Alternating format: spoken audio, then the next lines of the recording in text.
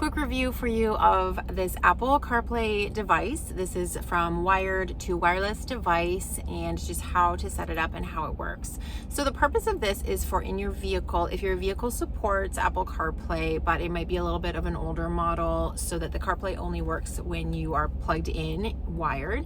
This is going to be an adapter that will change that so that you don't have to be plugged in, and it's going to work through Bluetooth to allow Apple CarPlay to work on your vehicle without having to be plugged in.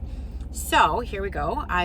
This is all that it is. This is how big it is. So it doesn't take up much space at all. It's a USB, your typical USB connection. But if you need an adapter of sorts, it comes with a couple options. A little USB-C adapter here as well, just to give you, and then there's one that has a bit of a longer cord as well. So if you need any of those options in order to make this work. But basically what you do is you plug this in to your car when it is on and running. You're gonna search in your phone, on your phone, for the Bluetooth setting that comes with this.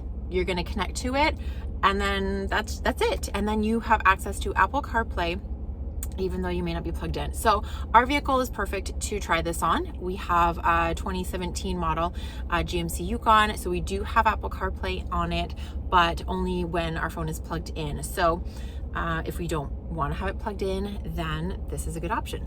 I like using Apple CarPlay. I just think that some of the benefits of it include just being able to be hands-free with everything.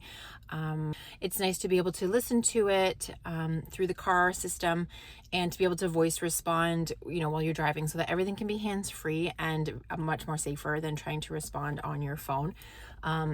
Just as well as having the navigation system, having everything being able to be hands-free and just voice activated. So you can connect multiple devices. If you leave this plugged in, when you start your car, it's just automatically going to initiate the connection and you are good to go. So I hope this helped.